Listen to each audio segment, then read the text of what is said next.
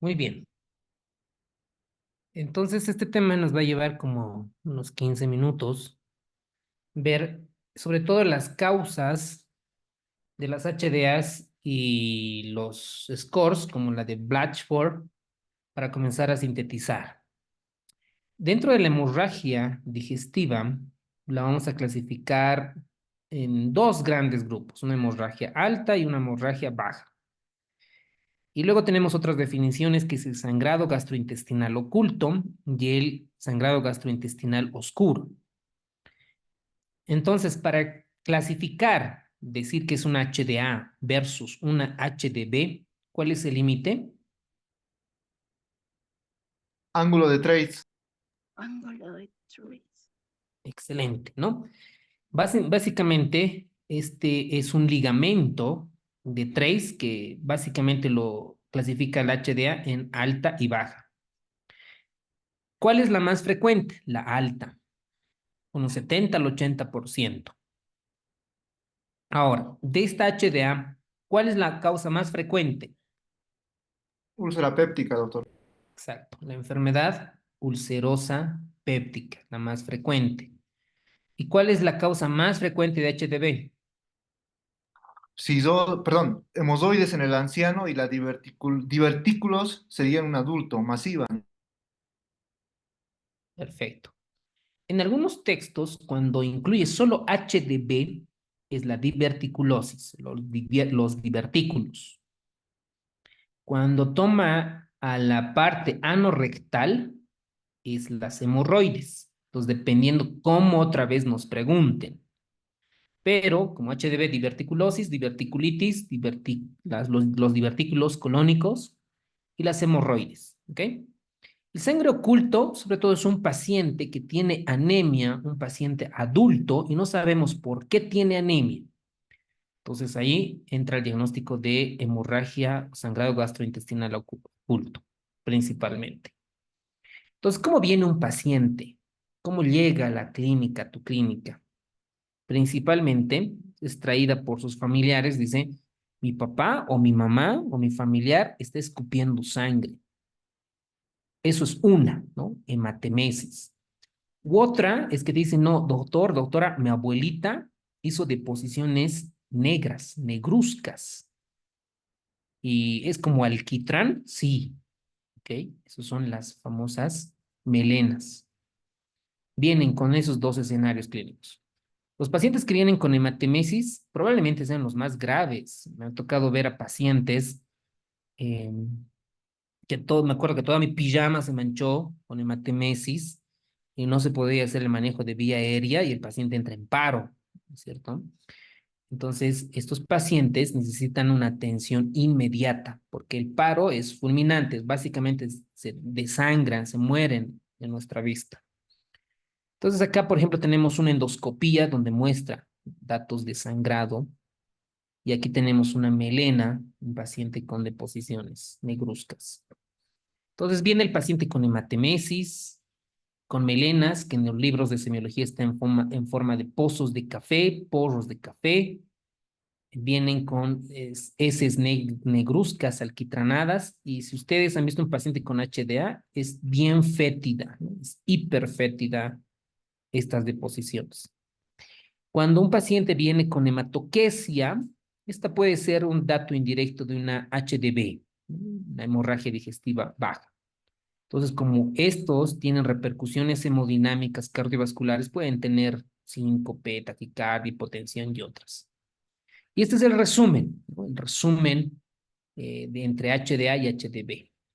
¿Cuál es la causa más frecuente de HDA? La enfermedad ulcerosa péptica. Nadie puede fallar esa pregunta. ¿Cuál es la causa más frecuente de HDB? Las diverticulosis, exceptuando las hemorroides, exceptuando la patología anorrectal, ¿no? Cuando es anorrectal, allí es hemorroides, ¿ok? Aquí tenemos lesiones raras. Estos son potencialmente posibles preguntas de examen. Los pacientes que tienen HDB por varices esofágicas o varices gástricas, ¿cuál será su patología de base? Cirrosis por hipertensión portal. Exacto, ¿no? Por hipertensión portal. Entonces, en un paciente con cirrosis que tiene HDA, ¿qué sospechas? Varices esofágicas secundarias e hipertensión portal. ¿Ok? Muy bien. Ectasias vasculares, otra causa.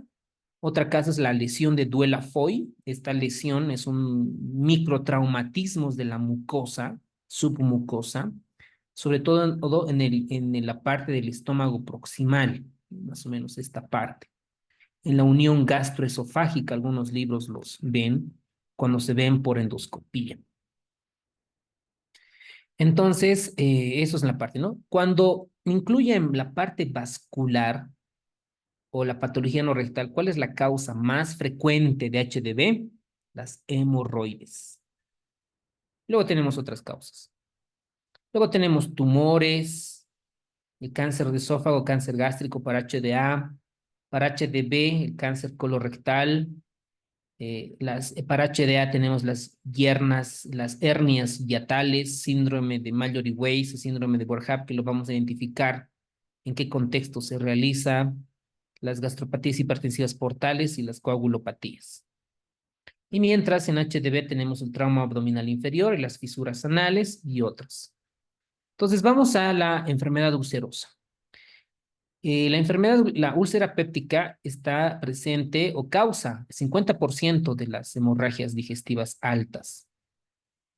Sabemos que el 20% de los pacientes que tienen una hemorragia activa o con un vaso visible que no sangra, volverá a sangrar. Por eso aquí es importante la endoscopía digestiva alta. Muy pocos hospitales en nuestras ciudades de Bolivia tenemos endoscopías digestivas altas las 24 horas, pero sí en la parte privada, ¿no? Llamamos un endoscopista gastroenterólogo, pues ya lo vamos a tener. Ahora, cuando se realiza la endoscopía vamos a tener varios tratamientos, ¿no? Con electrocoagulación bipolar, sondas térmicas y otras. Y cuando llega un paciente con HTA, primero tomamos signos vitales, ¿no? Digamos cómo está el paciente, lo más probable es que esté hipotenso con 90-40, una frecuencia alta de 130, digamos, y vemos los signos vitales, vemos cómo está el ABCD, lo primero, ¿no? Vía aérea, respiración, circulación, accedemos a un acceso venoso periférico y le damos omeprazol, ¿no? El omeprazol, ¿de cuánto viene en frasco? De 40. 40 Eso. miligramos. ¿Cuánto le damos, 40. cuánto le damos en bolo? 80 miligramos 80. intravenoso STAT. Exacto, ¿no? Entonces, un paciente con HDA le damos 80 miligramos en bolo y la infusión, preparamos solución salina o la solución fisiológica, 500 cc o 300, 400, no importa la cantidad, más o menos entre 4 a 5 frascos nos va a tocar un paciente de 70, 80 kilogramos, ¿ok? 5 frascos de omeprazol de 40 miligramos, ¿no? Esta IV para 8, 12 horas, dependiendo cómo esté el paciente. ¿Sí? Incluso esta se puede generar hasta 24 horas, dependiendo, ¿no? Las dosis que lo requiere el paciente. Pero esa es la dosis de ataque y la endoscopía, ¿ok? Le pedimos la endoscopía y además de esto añadimos los laboratorios. Y en los laboratorios, ¿qué nos interesa? ¿Qué le pedimos a un paciente con HDA? Hemoglobina. Eso. Hematocrito. Ver el nivel de hematocrito. Ya, un hemograma, hemoglobina. ¿Con cuánto de hemoglobina transfundimos? 7. 7 o Menor a 10. 7. Menor a 7. Y en La Paz, Oruro, 10. 10. 10. bien, bien, bien, doctores, muy bien. ¿Qué más le pedimos en los laboratorios? Tiempos. Eso, tiempos, sobre todo tiempos, ¿ok? TP, INR, TTPA y plaquetas y fibrinógeno. La creatinina nos va a ayudar para ver, ¿no? Con cuánto de creatinina está entrando y con cuánto de creatinina va a estar, porque va a hipotensar, nos va a ayudar como marcador pronóstico. TP, para ver si está, el HDA clásico es un paciente añoso que puede estar tomando antiagregantes, clopidogrel, aspirina, puede estar tomando warfarina, rivaroxaban, dabigatran, por eso nos va a ayudar. Entonces, si el TP está, digamos, tenemos un TP de 20 y un INR de 3, ¿qué le damos acá? Hemoglobina de 5 le damos paquete globular, ¿no? 2, 3, 4 paquetes globulares. Cada paquete globular tiene como 200 cc. Aumenta 1.5 a 2 gramos más o menos. Si tenemos TP de 20 y NR, o sea, el TP debería estar 12, 13 y NR debería estar en 1, menos de 1.2, pero está en 3. ¿Qué le damos acá, doctores? Creo precipitado. Ácido tranexámico. Plasma, muy bien. Plasma Plasma. fresco congelado. ¿Ok? Si tenemos TP amplio y NR amplia, damos TP, plasma fresco congelado. Anótense eso. Para plaquetas, debería de estar más de 100.000, más de 150.000. Si tiene menos de 100.000 o toma aspirina o cualquier antiagregante plaquetario, independientemente de la cantidad de las plaquetas, transfundimos plaquetas. ¿Ok? Y algún doctor decía crioprecipitados. ¿Cuándo damos crioprecipitados?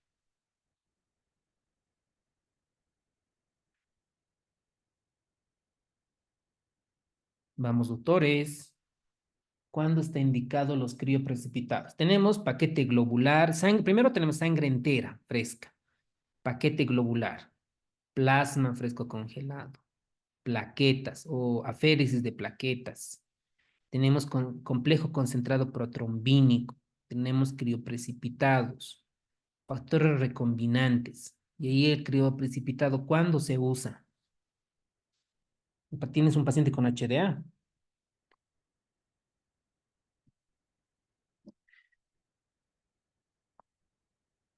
¿Con cuánto de fibrinógeno? Con menos de... Ok, entonces el paciente, cuando tenemos hipofibrinogenemia, ¿no? Pues ahí está indicado los crioprecipitados para este tipo de pacientes, ¿ok? Entonces aquí lo importante, nosotros hacemos el manejo de vía aérea, damos soluciones, noradrenalina, omeprazol, bla, bla, bla, y lo importante es realizar la endoscopía. Importante, porque el paciente se va a morir de lo contrario. Entonces, para los factores de riesgo para un paciente que tenga HDA, que es por úlcera péptica, el tema de úlcera péptica es un mundo y lo van a profundizar en cirugía. Y si tienen tiempo para leer el libro de Harrison sería genial, porque no entra como tal úlcera péptica, indirectamente ingresa. Entonces tenemos tres factores de riesgo importantes: el Helicobacter pylori, los AINES y el pH, el ácido como tal. Entonces, ¿por qué damos omeprazol? Básicamente para subir el pH intragástrico, que el ideal debería de estar más de 6. Y esto va a ayudarnos a que la coagulación, el coágulo pueda tener estabilidad y obviamente reduce la hemorragia digestiva. Bueno, ahora los pacientes que tienen úlcera péptica, que tienen riesgo de sangrado, obviamente se prefiere usar a AINES con preferencia a COX-2. Cuando un paciente recibe aspirina, por ejemplo, por un síndrome coronario agudo y el tratamiento debe de restituir más o menos, debe de ser entre 1 a 7 días, obviamente dependiendo posendoscopía preferentemente, ¿ok? Eso con relación a la úlcera péptica. Luego tenemos el desgarro de Mallory-Weiss. El desgarro de Mallory-Weiss, sobre todo, se presenta del 2 al 10% de las hospitalizaciones con HDA. ¿Cuál es lo importante o qué dato es importante? Que el paciente tiene antecedente de vómito. Digamos, supongamos que un paciente tiene intoxicación alimentaria, ¿no? Tiene dolor de estómago, ¿no? Y tiene náuseas y vómitos y de repente escupe sangre, ¿no? Por tanto, vomitar, escupe sangre. Entonces es un desgarro de Mallory-Weiss. ¿En quiénes se da? Preferente en pacientes con alcoholismo. ¿Y en qué parte del tracto digestivo? En la unión gastroesofágica acá. Y el 80 al 90% aparece de forma espontánea y puede reaparecer en un 0 a 10%. ¿Cómo realizo el tratamiento? Endoscopía. Nada de omeprazol, ondansetron, nada. Endoscopía. O evitar los vómitos. Otra causa que tiene peor pronóstico, los que fallecen, son las HDAs por varices esofágicas. Esto implica una proporción, un porcentaje del 2 al 40%. ¿Y en quiénes se presentan? En pacientes que tienen cirrosis, porque generan hipertensión portal. Entonces, acá el omeprazol no tiene una función importante.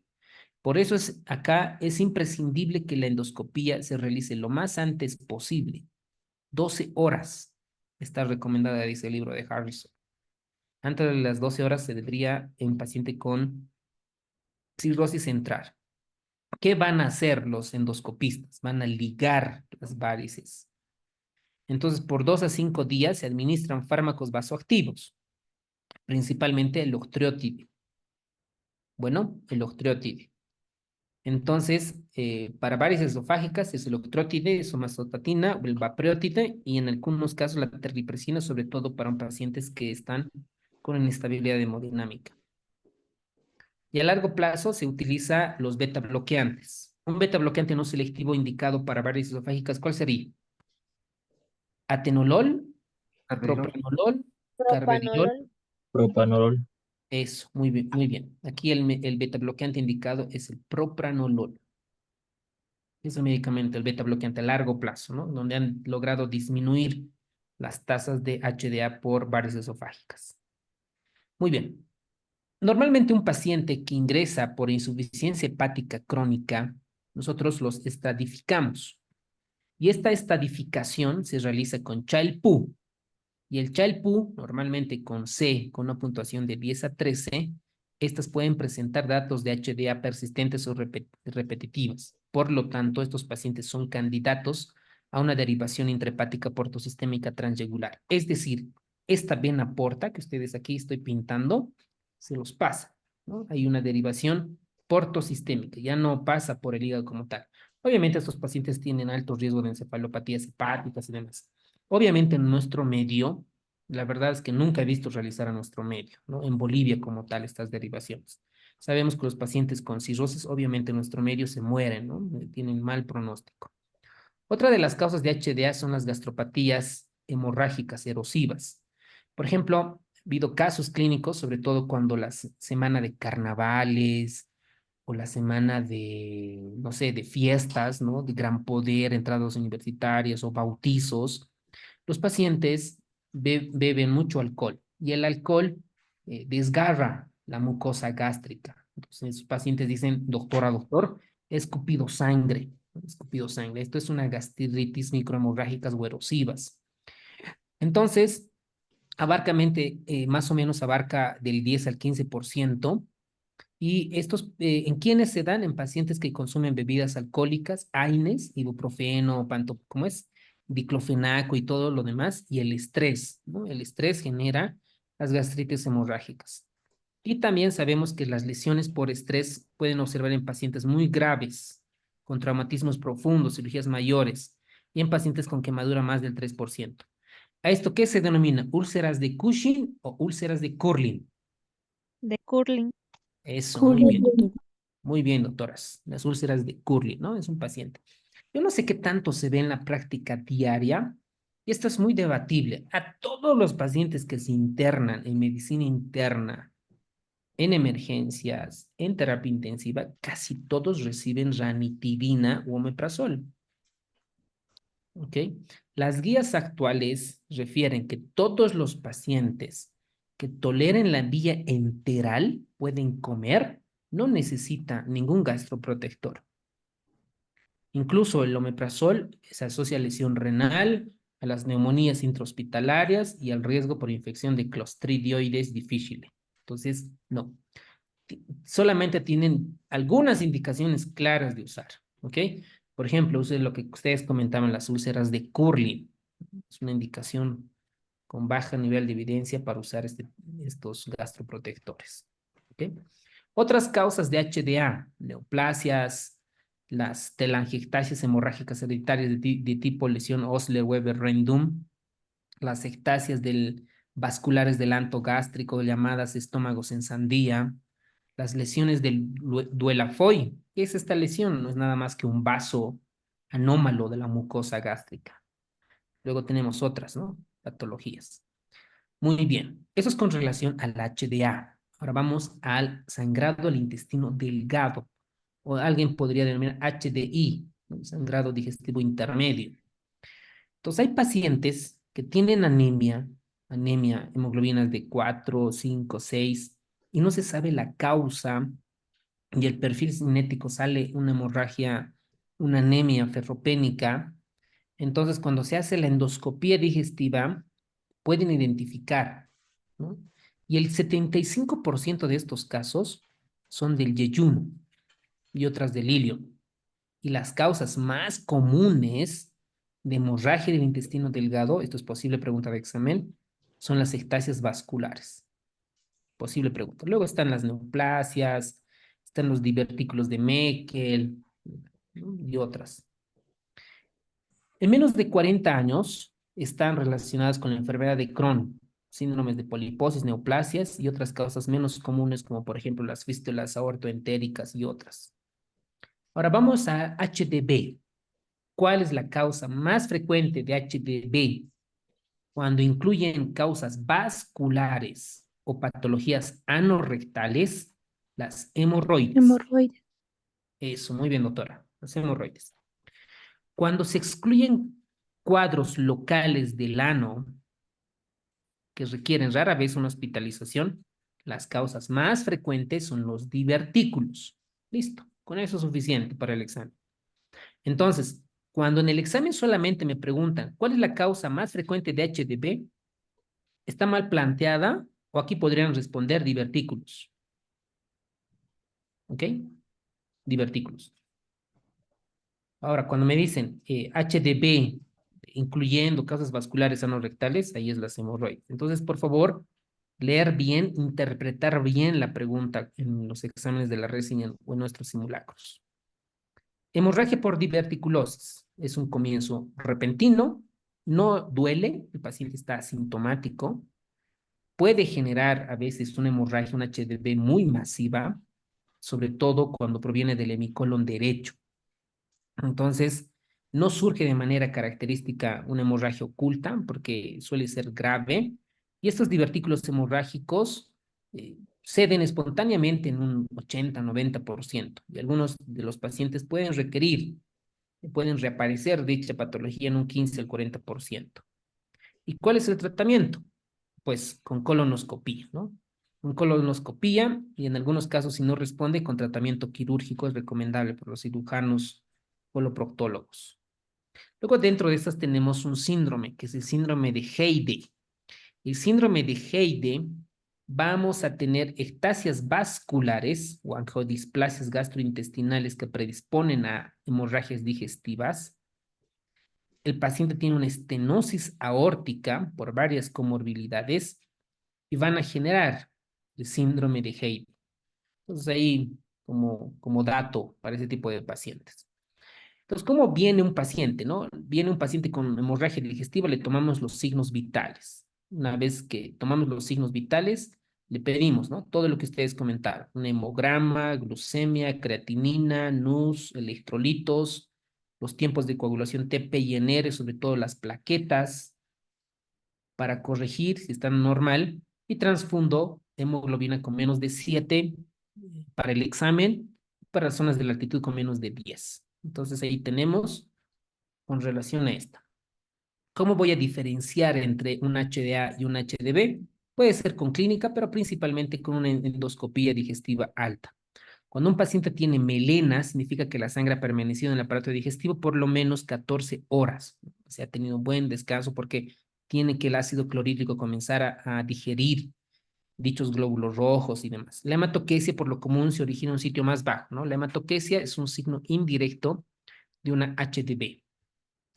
Y con eso terminamos. Miren, úlcera, varices esofágicas, desgarro de Mallory Weiss y las erosiones. 3 cosas.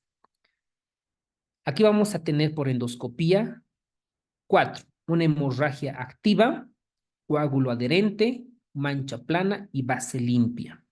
Una hemorragia activa, el tratamiento es endoscópico. Tratamiento intensivo con omeprazol, pantoprazol, lansoprazol, 80, como ustedes dicen, 80 miligramos en bolo y 8 miligramos, bla, bla, bla. Y la dieta es, claro, en 2 días, por 2 días. Y luego se comienza con dieta normal. Y se hospitaliza al paciente por 3 días. Por ejemplo, como experiencia, digamos, ¿no? Un paciente que está con HDA en nuestro hospital, Debe estar más, varios días internados, creo, unos 5 o 7 días, pero acá nos dice 3 días por lo menos, ¿ok? Entonces, ahí, un coágulo adherente, tratamiento endoscópico, omeprazol y hospitalización 3 días.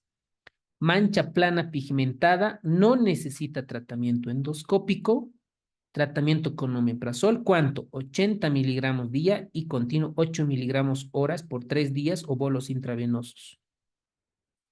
Y líquidos claros aproximadamente en un día, se hospitaliza 1 a 2 días. Un paciente con endoscopía base limpia no necesita tratamiento endoscópico, tratamiento con omeprazol por 24 horas, dieta regular y endoscopía. Después de la endoscopía se da alta al paciente. Entonces, por eso es importante, todos parten acá de dónde, de la endoscopía digestiva. En las varices esofágicas necesita endoscopía. ¿En menos de cuántas horas está indicado, doctores? ¿En cuántas horas, menos de cuántas horas debería de tener una endoscopía un paciente 12 con horas. cirrosis? Menos de 12. 12 horas. Eso. Muy bien, doctores. Muy bien, menos de 12 horas. Se hace ligadura endoscópica. Aquí ya no se usa omeprazol, ¿no? Se usa octreotide.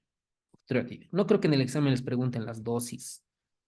No creo, pero utilizamos electrólitis. Líquidos claros por 2 días, se hospitaliza 3 a 5 días. Obviamente aquí dependiendo cómo esté la patología hepática, cómo está la cirrosis. Muy bien. Para Mallory Weiss, hemorragia activa es tratamiento endoscópico. Y aquí no se usa nada de omeprazol ni octreotide, nada. Hemorragia que no está activa, sin tratamiento endoscópico, se da antieméticos. Recuerda, ¿no? Un paciente que esté enfermo, está vomitando, antieméticos. ¿Qué antieméticos tenemos de acción de origen central, doctores? Ondansetron. Ciclopramida. Eso, Ondansetron. Cetron. eso, Ondansetron. muy bien. Ondansetron, ¿ok? Dieta normal, alta en la endoscopía. Muy bien, doctores. Sin tratamiento endoscópico, este es erosiones, ¿ok? ¿Qué erosiones tenemos? 2. ¿Cuáles son? De Cushing y de Curling. No, eso es úlcera. Aquí erosiones gástricas. Tenemos Mallory 2. Weiss. Mallory ¿Ya? Weiss sería. ¿Y el otro? La de Dialofé. Dialofé. Ya, las lesiones de vascular de Duelafoy, muy bien. ¿Y otra? Borges. Eso, Berger. Esos 3, ¿ok? Dentro de esas 3, sobre todo más Mallory Weiss, Berger. Sobre todo estas 2. Ahí damos tratamiento con bomba de proton, inhibidores de la bomba de protones, omeprazol, ensoprazol, bla, bla, bla, dieta normal y endoscopía, ¿ok? En resumen, para la úlcera, endoscopía, omeprazol, 80 miligramos en bolo seguido 8 miligramos hora por 3 días. Varices esofágicas, endoscopía, indicación menos de 12 horas, tratamiento octreotide, desgarro de Mallory Weiss, antieméticos, preferentemente ondansetron, erosiones, tratamiento con omeprazol y la endoscopía si es que lo necesita. Muy bien. Ahora, ya para terminar, tenemos la clasificación de Glasgow, de Blatchford. Yo creo que esto no sé, ni emergenciólogo, probablemente los endoscopistas sepan de memoria, pero aún así, ¿no? Es un poco diferente. ¿Para qué sirve? Para ver al paciente cómo le voy a manejar y el pronóstico. Entonces, un paciente que llega con HDA, veo el compromiso hemodinámico, la edad avanzada, los instrumentos de cuantificación, sobre todo Blatchford, ¿qué variables tiene? El NUS, la hemoglobina, la presión arterial sistólica, frecuencia cardíaca y otras clínicas como melena, sincopetopatías, falla cardíaca, principalmente. Entonces, gracias a esto voy a ver cuánto de calificación tiene y cómo va a ser su pronóstico. Entonces, en un paciente que viene con HDA, administramos bomba de protones, inhibidores de la bomba de protones. Eritromicina. ¿Por qué damos a un paciente con HDA eritromicina, doctores?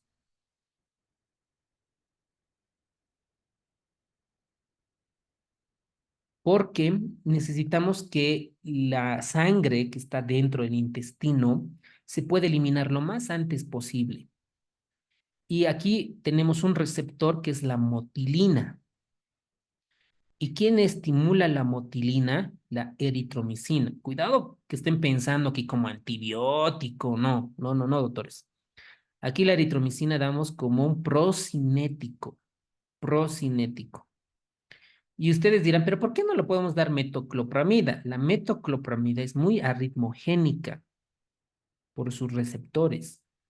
Y aparte, en los estudios se ha demostrado que la eritromicina es superior a la metoclopramida. La dosis es 250 miligramos, 30 minutos antes de la endoscopía. Porque imagínate tú como endoscopista, ¿no? Vas a cerrar la endoscopía y de repente te encuentras con un estómago lleno de sangre, el intestino no te va a ayudar. Pero si comienza a limpiarse, te va a ayudar. Por eso ahí damos eritromicina. Antibióticos, bueno, fármacos vasoactivos. Esto. ¿Cuál es el fármaco vasoactivo de elección en choque hemorrágico? Adrenalina. También. Eso, la noradrenalina. Muy bien. Y en paciente con cirrosis, ascitis, varices esofágicas, HDA, Mm, ¿No? Terlipresina. eso, muy bien, doctora. La terlipresina. ¿Ok? Pequeños detalles, ¿no? Pequeños detalles que te hacen diferente con relación al montón. Y los sujetos con mayor de riesgo se benefician de una endoscopía de urgencia en las primeras 12 horas, sobre todo en pacientes con cirrosis hepática. Aquí tenemos la escala de Glasgow-Blatchford, esta en la aplicación le pueden hacer, y esto es lo que nos interesa. Si tiene menos de un punto, el manejo es extrahospitalario. Ok, le doy su omeprazol, 20 miligramos vía oral cada día, ¿no? Cada 12 horas si quieren. Menos de 3 puntos no requiere endoscopía. Menos de 6 puntos, un paciente de riesgo bajo y más de 6 puntos, riesgo alto.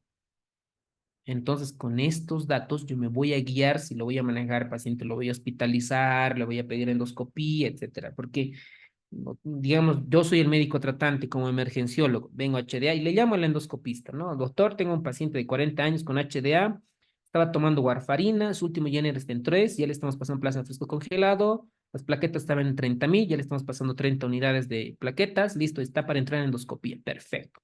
Y te va a preguntar, ¿cuánto de Blatchford tiene? Ah, doctor, tiene 8 puntos. Ok, perfecto, listo, va a entrar, le va a coagular, listo, ¿no? El paciente ya un par de altas se va de alta. Entonces, esto es lo mismo. Aquí un resumen de la úlcera, las varices esofágicas, el desgarro de Mallory-Weiss.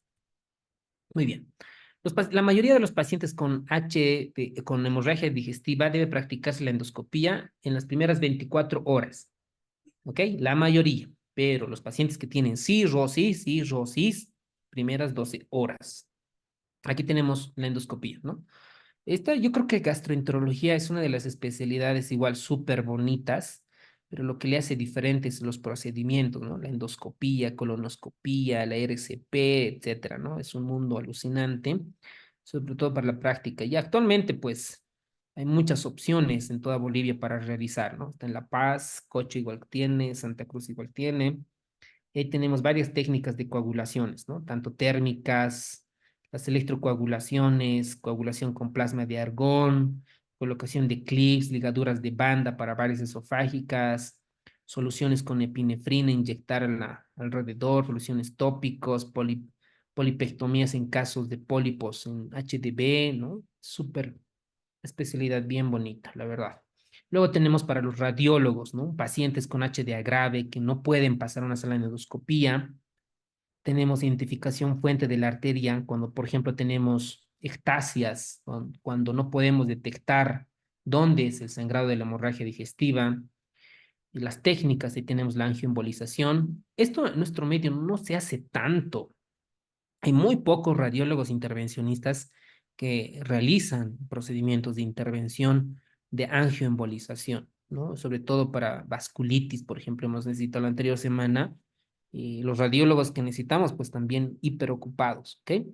Y tenemos las inyecciones de vasopresinas intraarteriales, muchas cosas. Entonces, para el manejo del HDV, la mayoría necesita endoscopía, todos, para ver la causa, por qué. Y cuando no sabemos que por endoscopía, colonoscopía no está, o no sabemos la etiología, ahí tenemos la angiografía, ¿no? Que puede ayudar a identificar este tipo de pacientes. Muy bien, y por algunos causas de hemorragias ocultas, tenemos la videocápsula y las enterografías por tomografías, ¿no? Con contraste para ver dónde es el sangrado y sobre todo son por malformaciones vasculares dentro del tracto digestivo. Y un paciente, la sangre oculta en heces. ¿En quiénes vamos a pedir la sangre oculta en heces? Sobre todo para detectar cáncer colorectal. Probablemente mis colegas oncólogos me van a criticar un poco, pero aquí tenemos ya establecidas las guías, ¿no? Por ejemplo, un paciente con 40 años, con antecedente en su familia que tuviera cáncer de colon, entonces para ver, ¿no? Si está eliminando sangre, entonces la sangre oculta en heces, ¿no? Para pacientes con 45 años sin antecedentes de cáncer de colon, entonces ahí también la sangre oculta en heces. Obviamente la colonoscopia tiene mejor sensibilidad, especificidad para detectar el cáncer de colon. Pues un paciente que tenga sangre no oculta heces positiva, obliga, ¿no? Sí o sí tiene que realizar una colonoscopia. Yo, por ejemplo, una de las enfermedades que tengo miedos es el cáncer, ¿no? Y sabemos que el cáncer se detecta en la etapa final, cuando ya está con metástasis. Entonces, una de las medidas, tanto en varones, es clave la colonoscopia, igual que las mujeres, la parte de CACU, ¿no? Entonces, el estudio de colon es negativo, no se recomienda continuar la investigación clínica, a menos que exista anemia ferropénica con síntomas digestivos importantes, que persista la enfermedad, ¿ok? Muy bien, doctores, hemos terminado la clase. Buen resto de fin de semana. Mañana la clase de digestivo es a las 7:30 de la noche. El lunes es el examen, el simulacro de neuro y el martes es el simulacro de gastro. ¿Ok? Vuelvo a repetir, mañana la clase es en la noche a las 7:30. Nos vemos con 2 enfermedades alucinantes de gastroenterología. El lunes es el simulacro de neuro y el martes es el simulacro de gastroenterología. ¿Alguien tiene alguna duda, pregunta, sugerencia, algo antes de despedirnos? Doctor, una más que todo.